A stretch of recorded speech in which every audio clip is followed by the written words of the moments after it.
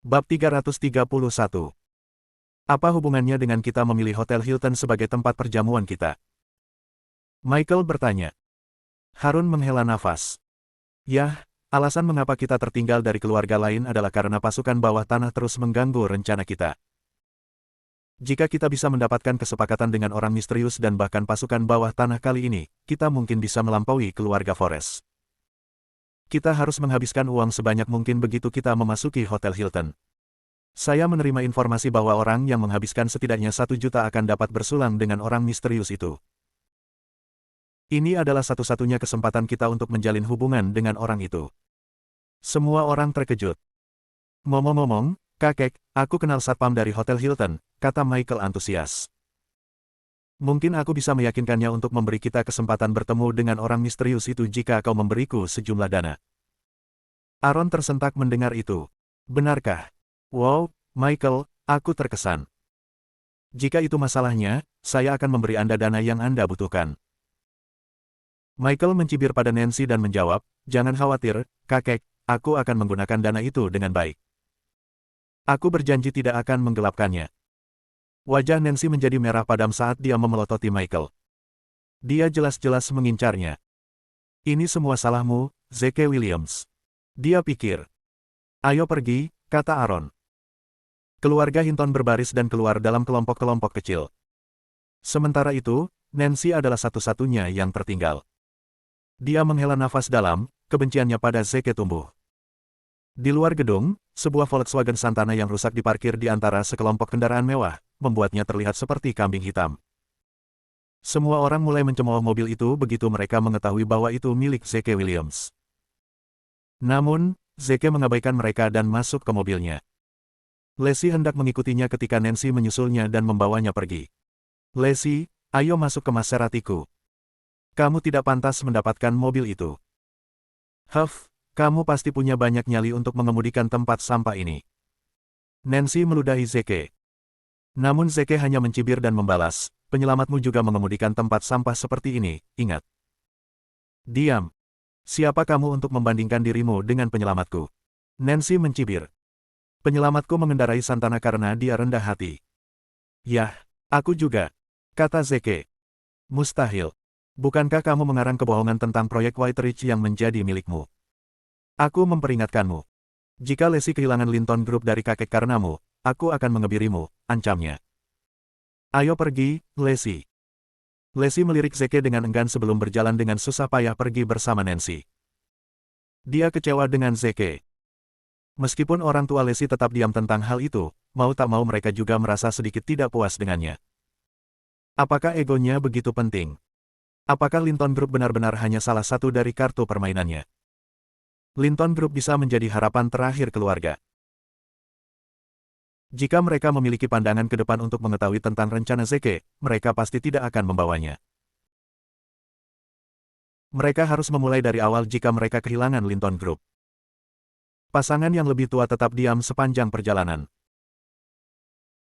Zeke tidak berusaha membela diri juga. Dia akan dibersihkan dari semua kecurigaan saat kepala pelayan menentukan keaslian kontrak. Sementara itu, di Maserati karya Nancy. Tatapan Leslie tertunduk saat wajahnya diselimuti kekhawatiran. Siapapun bisa tahu bahwa dia khawatir tentang taruhan Zeke. Apakah kamu menyesali semuanya sekarang? Tanya Nancy. Kamu mungkin bisa menemukan pria yang lebih baik hanya dengan pergi ke jalanan. Kenapa dia? Belum terlambat untuk kembali. Jika kamu putus dengannya sekarang, dia akan kehilangan hak untuk menggunakan Linton Group sebagai taruhan, yang membatalkan taruhan. Bab 332. Leslie menghela nafas. Nancy, tolong berhenti. Aku tidak akan putus dengannya bahkan jika aku kehilangan Linton Group. Mengapa? Seru Nancy bingung. Apakah dia membiusmu atau apa? Kenapa kamu begitu terikat padanya? Izinkan saya mengajukan pertanyaan. Apakah Anda bersedia meninggalkan segalanya hanya untuk bersama penyelamat Anda sekarang? Tanya Leslie. Tentu saja. Nancy menjawab tanpa banyak berpikir. Itulah yang kupikirkan, kata Leslie, puas. Sampah. Dia tidak bisa dibandingkan dengan penyelamatku. Seru Nancy. Bahkan jika saya menyerahkan semua yang saya miliki, penyelamat saya akan dapat memberi saya lebih banyak lagi. Yah, Saya percaya bahwa bahkan jika saya kehilangan Linton Group, Zeke akan dapat membangun kembali satu untuk saya, atau mungkin bahkan lebih, kata Leslie. Nancy menghela napas putus asa. Sepertinya aku kehilanganmu. Aku tidak akan membiarkan bajingan itu hidup di planet ini lebih lama lagi. Demi Tuhan, dia menghancurkan adik perempuanku. Leslie menyeringai tiba-tiba. Apa kamu yakin? Bagaimana jika Zeke adalah penyelamatmu? Leslie, berhenti menghinaku. Protes Nancy. Hanya. Di sampingnya, Leslie hanya tertawa kecil. Segera, keluarga Hinton tiba di pintu masuk Hotel Hilton. Pintu masuknya dipenuhi orang, dan kebanyakan dari mereka berasal dari latar belakang terkemuka atau keluarga kaya. Sama seperti Aaron dan keluarganya, mereka datang untuk memamerkan kekayaan mereka sehingga mereka bisa mendapatkan kesempatan untuk bertemu dengan orang misterius yang mengalahkan pasukan dunia bawah. Namun, yang mengecewakan mereka, pesta perayaan pribadi sedang berlangsung di hotel, di mana orang misterius itu juga akan ambil bagian. Tidak ada seorang pun yang memasuki tempat itu sebelum kedatangan orang misterius itu. Tidak punya pilihan, kerumunan terpaksa menunggu di luar, menjulurkan leher untuk mengintip tamu misterius itu. Aaron menoleh ke Michael dan berbisik, kupikir kau kenal seseorang yang menjadi satpam di sini. Bisakah Anda bertanya padanya apakah kami bisa mendapatkan tiket gratis? Pikirkan tentang peningkatan reputasi kita jika kita berhasil masuk sebelum orang lain. Michael mengangguk dan berkata, aku akan mencoba. Dia kemudian mengeluarkan ponselnya dan memutar nomor. Hei, Marcel. Apa kamu sibuk sekarang? Apa yang kamu inginkan? Sebuah suara kasar bertanya, jelas kesal. Begini. Kami sudah memesan kamar pribadi untuk perjamuan kami tadi malam, jadi kami juga bisa. Tidak. Aku tidak bisa membiarkan siapapun masuk sampai bosku datang, kata Marcel datar. Jika tidak ada yang lain, aku akan menutup telepon sekarang. Tunggu. Michael memohon. Marcel, tidak bisakah kau menghiburku sekali saja? Uang bukan masalah di sini. Penyebutan uang membuat tekad satpam itu runtuh. Dia merenungkannya sejenak dan berkata, saya akan memeriksanya dengan atasan saya. Tunggu sebentar. Terima kasih, Marcel, kata Michael senang. Setelah dia menutup telepon, Michael menoleh ke Aaron dan berkata, kabar bagus, kakek. Marcel setuju untuk membantu kita. Jika semuanya berjalan dengan baik, kita bisa masuk sebelum orang lain. Aaron menyeringai. Bagus sekali, Michael. Sepertinya aku melakukan hal yang benar dengan berinvestasi padamu. Sementara itu, Zeke tahu bahwa orang-orang di hotel sedang menunggu kedatangannya. Ayo pergi, Leslie, katanya, menarik lengan Leslie. Dia menangkapnya sebelum dia bisa maju selangkah. Kita belum bisa masuk dulu. Marcel belum memberi lampu hijau. Tapi Zeke hanya terkekeh. Mereka akan berdiri di sini sepanjang hari jika aku tidak masuk. Bab 333. Semua orang di sekitar mereka tertawa terbahak-bahak setelah mendengar kata-katanya. Mereka akan berdiri di sini sepanjang hari jika dia tidak masuk. Apakah itu berarti dia adalah orang misterius yang mengalahkan kekuatan dunia bawah? Jadi, apakah tamu misterius dari perayaan pribadi itu? Betapa tidak masuk akalnya. Apakah lidahnya itu pernah berhenti mengoceh omong kosong? Nancy menginjak kaki Zeke dengan keras sebelum menyeret Leslie menjauh darinya. Bisakah kamu berhenti mempermalukan kami? Aku merasa malu hanya berdiri di sampingmu. Apakah dia bagian dari keluarga Riverdale Hinton? Dia berdiri di antara mereka, seseorang di antara kerumunan bertanya. Orang-orang di kerumunan mulai bergumam di antara mereka sendiri. Keluarga Riverdale Hinton. Saya tidak ingat dia menjadi bagian dari itu. Lihat kunci mobil di pinggangnya. Dia mengendarai Santana jadul. Keluarga Hinton tidak akan pernah menggunakan sampah seperti itu. Tapi dia berdiri bersama mereka. Mengapa kita tidak bertanya pada Tuan Hinton sendiri? Dia tidak berhak menyebut dirinya anggota keluarga Riverdale Hinton. Dia hanya menantu yang tidak berguna yang kubuang dari keluarga O'Hart Hinton. Ngomong-ngomong, dia bahkan masuk penjara selama 5 tahun, tambah Michael. Jika dia menikah dengan keluarga kami, saya akan mencekiknya sejak lama. Semua orang mulai mengejek Adam Hinton. Adam memelototi Zeke dan menjelaskan, jangan salah paham, semuanya. Keluargaku sudah memutuskan semua kontak dengannya. Dia tidak lagi ada hubungannya dengan kita. Suara tawa itu semakin keras saja. Jadi dia diusir dari keluarga Riverdale Hinton. Bahkan keluarga O'Hart Hinton tidak mau berurusan dengannya. Apa yang membuatnya berpikir dia bisa berdiri di antara Riverdale Hintons dan mengatakan hal-hal tak tahu malu seperti itu? Mungkin dia orang gila. Aku merasa kasihan pada istrinya. Lihat dia. Bahkan jika dia menceraikannya sekarang, para pria di kota ini masih akan menguasainya. Pada saat itu, Daniel dan anggota keluarganya terlalu malu untuk mengangkat kepala. Dia tidak bisa menerima kenyataan bahwa Zeke baru saja mempermalukan seluruh keluarganya di depan umum. Pada saat yang sama, Zeke melirik Hintons dengan mencemooh. Jadi kau memutuskan hubungan denganku. Baiklah kalau begitu. Kamu bisa melupakan memasuki hotel. Setelah itu, dia segera berbalik dan berjalan menuju pintu masuk hotel. Kerumunan mencibir serempak. Apakah dia baru saja mengancam Riverdale Hintons? Apakah dia benar-benar berpikir itu ide yang bagus untuk melakukan itu? Saat itu, Lacey panik dan meraih ujung kemejanya. Zeke, berhenti di situ. Kami pendatang baru di sini, jadi kami harus bersembunyi. Zeke tersenyum tipis. Jangan khawatir, Lacey. Begitu aku masuk, aku akan meminta seseorang untuk mengantarmu masuk. Lacey, di sisi lain, tidak membeli itu. Nancy muncul tiba-tiba dan menyeret Lacey kembali ke kerumunan. Lacey, potong. Jika dia ingin menceburkan diri ke dalam api, biarkan saja. Aku tidak mengakuimu jika kamu mencoba dan menghentikannya. Nancy menggeram. Tetapi, wajah Lacey memerah karena cemas. Tidak, Tapis, kata Nancy, memotong ucapannya. Jika kita tidak memberinya pelajaran sekarang, dia akan mengacaukan segalanya lebih jauh di masa depan. Lacey mencoba mengejar Zeke, tapi sudah terlambat. Dia sudah menuju pintu masuk. Mata semua orang tertuju pada Zeke saat dia berjalan melewati pintu kaca. Tidak mengejutkan siapapun, penjaga keamanan bergegas ke depan untuk menghentikannya begitu dia masuk ke lobi. Berhenti. Siapa yang memberimu izin untuk masuk? Keluar. Bab 334. Zeke tidak melambat. Katakan pada bosmu untuk datang dan menemuiku. Para penjaga keamanan menjadi marah. Siapa kau? Sekarang, untuk terakhir kalinya, keluar. Zeke mengabaikan mereka dan terus berjalan. Kedua penjaga keamanan bergegas ke depan untuk menangkapnya. Namun, sebelum mereka bahkan bisa mendaratkan satu pukulan pun padanya, Zeke mengusir mereka dan mengirim mereka terbang melintasi lobi. Para penjaga keamanan mulai mendidih karena marah. Beraninya dia berkelahi di sini.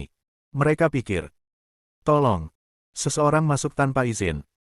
Suara mendesing. Sekelompok orang bergegas ke Zeke dan mengelilinginya. Orang-orang di luar memandang dengan kaget tanpa suara. Mereka tidak percaya betapa gilanya Zeke. Dia tidak hanya mengatakan hal-hal yang tidak masuk akal itu, tetapi dia juga benar-benar masuk untuk memukuli orang-orang itu. Daging mati orang itu. Gumam seseorang. Di antara kerumunan, Lacey dan keluarganya berdiri terpaku di tanah, bermandikan keringat dingin. Apa yang Zeke coba lakukan? Pasukannya sebagian besar terkonsentrasi di kota Oakheart, namun dia menimbulkan masalah di distrik Riverdale. Betapa delusinya. Mereka yakin bahwa Zeke akan menemui ajalnya saat itu juga. Ketika Lacey akhirnya menyadari situasinya, dia mendorong dirinya ke depan dan berteriak, berhenti. Hentikan. Jangan mulai berkelahi. Nancy meraih Lacey sebelum dia bisa bergegas ke medan pertempuran. Lacey, apakah kamu gila? Kamu akan terbunuh jika kamu masuk ke sana. Tenang, biarkan aku berpikir, biarkan aku berpikir. Meski Nancy membenci Zeke, dia tidak tega melihat adiknya menangisi tubuh pria kesayangannya itu. Daniel mengatupkan rahangnya dan berjalan ke arah Aaron sebelum berlutut di depan pamannya. Paman, tolong, bantu kami menyelamatkan Zeke. Kami akan menyerahkan Linton Group kepada Anda jika Anda bersedia menyelamatkannya. Ya, Paman, tolong bantu kami. Lacey memohon. Jika Anda membantu kami, Linton Group akan segera menjadi milik Anda.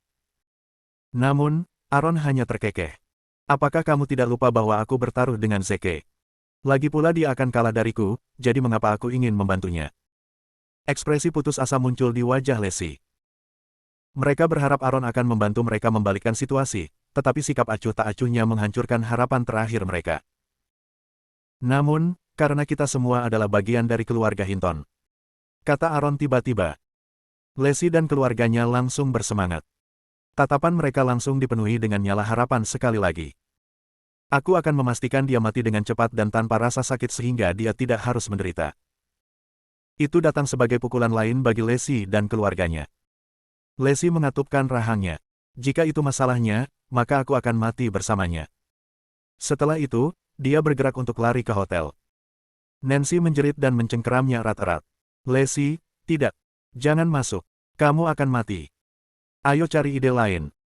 Sementara itu, Zeke dikepung oleh puluhan petugas keamanan. Katakan pada T-Rex untuk membawa pantatnya yang menyesal ke sini, Zeke memerintahkan dengan dingin. Para penjaga menjadi marah. Kamu pikir kamu siapa? Beraninya kamu memanggil bos dengan nama aslinya.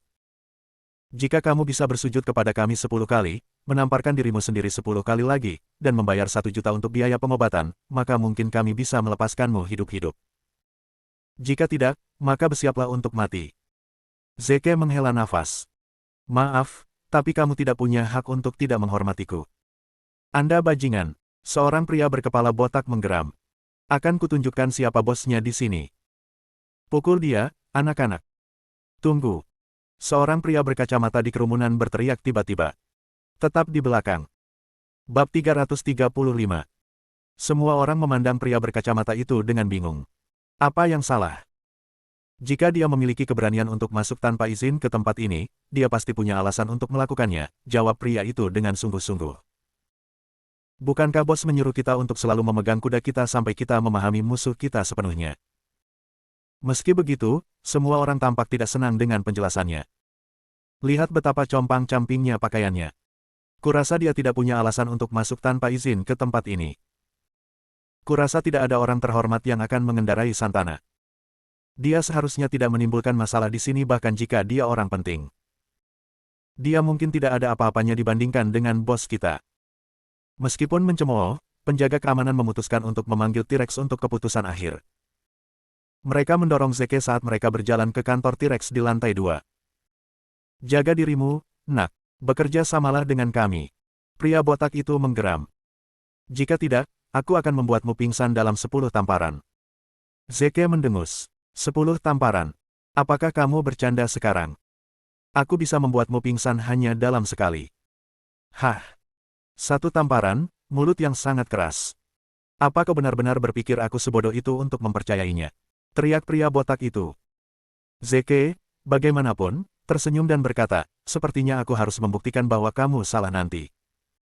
Setelah beberapa saat, mereka tiba di kantor T-Rex. Pria berkacamata itu mengetuk pintu, dan suara kasar T-Rex terdengar dari dalam.